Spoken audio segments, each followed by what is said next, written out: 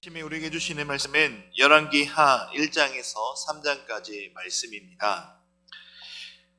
열왕기서는 이스라엘의 대표적인 왕들의 역사를 선지자의 관점에서 기록한 역사서입니다. 열왕기서의 주된 관심은 하나님과의 언약 관계에 있는 이스라엘 왕들이 하나님의 말씀에 순종을 하느냐 아니면 불순종하느냐, 즉 순종의 여부에 있었습니다.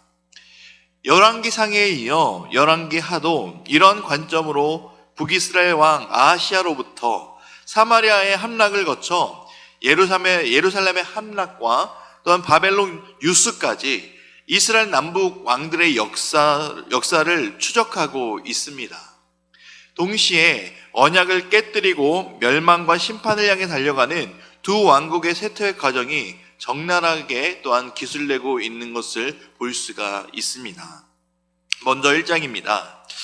아합의 아들 아하시야는 부친과 이세벨의 영향을 받아 역시 하나님을 섬기지 않은 패역한 왕 중에 한 사람이었습니다. 그는 즉위한 지 1년 만에 난간에서 떨어짐으로 말미암아 병들게 되는데, 이 병들게 됨으로 말미암아 또한 하나님 앞에 죄를 범하게 되는 모습을 보입니다.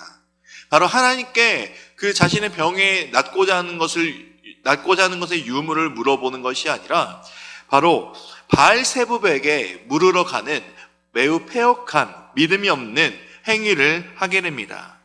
이러한 아하시야의 행위는 아합 가문을 심판하시려고 하는 하나님의 섭리이기도 합니다. 동시에 백성들에게 하나님을 섬기는 모습을 보여야 하며 가르쳐야 할 왕의 위치에서 오히려 하나님을 섬기지도 예배하지도 않고 도리어 우상 숭배하고 오직 하나님을 바라보지 않는 그 모습을 보이는 이런 모습에서 또한 이를 책망하는 하나님의 선지자들까지도 박해하려 한 사실이 하나님 앞에서 얼마나 큰 죄가 되는지를 보여주고 있기도 합니다. 무엇보다 아하시야는 아합으로부터 신앙의 양육을 결코 받지 못하였습니다. 하나님을 섬기는 유일신 사상이 여로보암을 통해 계속해서 여로보암을 통해 변질되어 시작된 북이스라엘의 역사 속에는 결국 더 나아가 바알 숭배로 대체되기까지 하는 상태에서 아하시야는 하나님을 향한 경배는 지극히 피상적으로 대할 수밖에 없었던 것입니다. 아합과 아하시야의 관계와 교육을 통해 우리는 가정에서의 신앙교육이 또한 얼마나 중요한지를 다시 한번 깨닫게 됩니다. 가정에서 부모가 하나님을 경외하고 예배하는 것이 그 자녀에게 매우 강력한 힘을, 영향력을 끼치고 또한 선한 영향력까지 준다는 사실을 우리는 잊지 말아야 합니다. 그래서 교회와 가정이 유기적으로 연합하여 다음 세대의 아이들과 자녀들의 신앙을 키워줘야 한다는 것이 우리들이 가져야 할 책임인 것을 우리 또한 기억하며 살아가야 된다는 것을 믿으시기 바랍니다. 교회와 가정이 우리의 신앙을 물려줄 매우 중요한 거처입니다. 2장입니다. 2장은 엘리야가 하늘로 승천한 사건과 엘리야의 사역을 엘리사가 계승하는 이야기를 보여줍니다. 2장에서 중요한 점은 엘리야가 비록 하늘로 승천하였지만 그의 사역이 끝나지 않았다는 것입니다. 엘리야의 사역이 바로 엘리사를 통해 계속해서 지속되어 나간다는 사실을 보여줍니다. 결국 엘리야의 사역과 엘리사의 사역은 서로 다른 사역이 아닌 한 가지의 사역인 것을 볼 수가 있죠. 엘리야가 승천하면서 선지자의 활동이 끝마치는 장면을 통해 우리에게 주시는 한 가지 교훈이 있습니다. 바로 끝까지 충성한 백성을 하나님께서 영화롭게 하시며 하나님의 상급이 마련되어 있다는 사실입니다.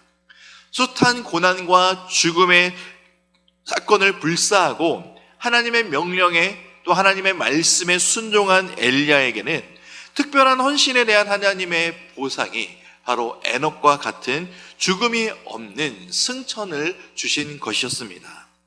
이러한 엘리야의 충성과 열심은 오늘 살아가는 우리에게도 모본이 되어지는 것입니다. 영광된 세상이 우리에게도 예비되어 있습니다.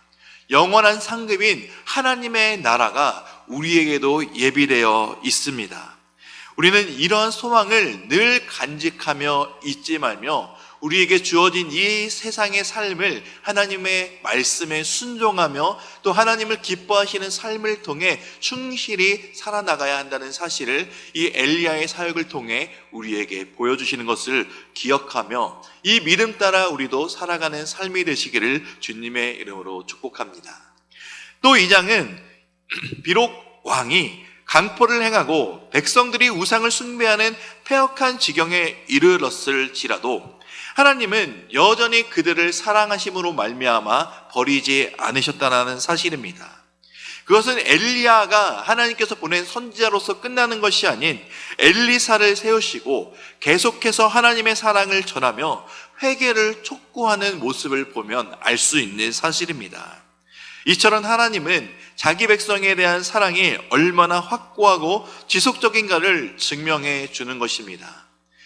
이 구약 성경에서 나오는 선지자를 통해 하나님께서 세운 선지자를 통해 우리에게 알 수 있는 사실이지만 하나님께서 우리에게 보여주신 그 사랑의 끝판왕이 있죠. 바로 예수 그리스도십니다. 우리는 이 예수 그리스도가 하나님께서 우리에게 주신 그 하나님의 사랑의 가장 큰 정점인 것을 기억하며 우리에게 주신 하나님의 사랑, 우리 그 사랑이 이 세상에 어떤 것도 끊을 수 없다라는 사실을 기억하시면서 믿으시면서 살아가시길 바랍니다. 하나님의 사랑이 느껴지지 않는다 할지라도, 하나님의 사랑을 알 수 없다 할지라도 하나님의 사랑은 계속해서 우리의 삶을 붙잡아 주고 계시다라는 사실입니다. 3장입니다. 이제 엘리사는 엘리야의 후계자로 인정된 이후 공식적인 활동을 시작합니다. 3장의 정치적인 배경은 모압이 이스라엘을 배반하여 이스라엘 연합군과 모압과 대항하는 사건을 중심으로 배경이 흘러가고 있습니다. 1절과 3절에서 알 수 있듯이 당시 여호람의 즉위와 그 행적에 관한 사항이 매우 간략하게 기술되어 있습니다. 근데 이를 통해 대략적으로 알 수 있는 사실이 있죠. 바로 여호람 왕 역시 하나님을 섬기지 않는 악한 왕이었다. 이 악한 왕이었다는 사실은 바로 엘리사의 사역 역시 쉽지 않았을 것을 미리 알 수 있는 사실인 것입니다. 하나님이 보시기에 악을 행하던 왕이 다스리던 시대에 모압의 반란으로 더 어지러운 시대가 도래했지만 이러한 시대에도 하나님의 자비와 사랑은 그치지 않았다라는 사실입니다. 이러한 시대에도 하나님을 찾는 사람들이 있었기 때문입니다. 우리 14절을 함께 읽도록 하겠습니다. 엘리사가 이르되 내가 섬기는 만군의 여호와께서 살아계심을 두고 맹세하노니 내가 만일 유다의 왕 여호사밧의 얼굴을 봄이 아니면 그 앞에서 당신을 향하지도 아니하고 보지도 아니하였으리이다. 아멘. 13절에서 엘리사는 여호람에게 칼같이 바알의 선지자들에게 가지 않고 왜 자신에게 왔느냐라고 계속해서 묻게 됩니다. 여호사밧 왕이 함께 왔기 때문에 여호람 왕도 보는 것이라고 말하고 있죠. 여호사밧은 평소에도 하나님을 가까이 하는 왕이었습니다. 어제 말씀에도 보았지만 모압과의 3차 전쟁에 있어서 아합은 그 미아가 선지자의 말을 듣지 않으려고 했지만 여호사밧은 미아가 선지자의 말을 하나님을 통해 우리에게 들려주신 말씀을 들으려고 한 것을 보면 알 수 있듯이 여호사밧은 언제나 늘 하나님과 함께하는 왕이었음을 볼 수 있는 사실이었습니다. 하나님은 자신을 가까이 하는 사람을 내치지 않으십니다. 하나님은 자신을 가까이 하는 사람들을 더 사랑하시고 아껴주신다는 사실을 우리는 기억해야 됩니다.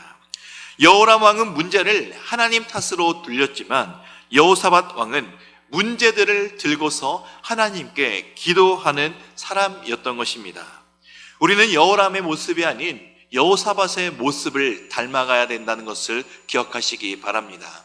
우리 앞에 놓여져 있는 모든 문제를 하나님 앞에 가지고 나아가시기 바랍니다.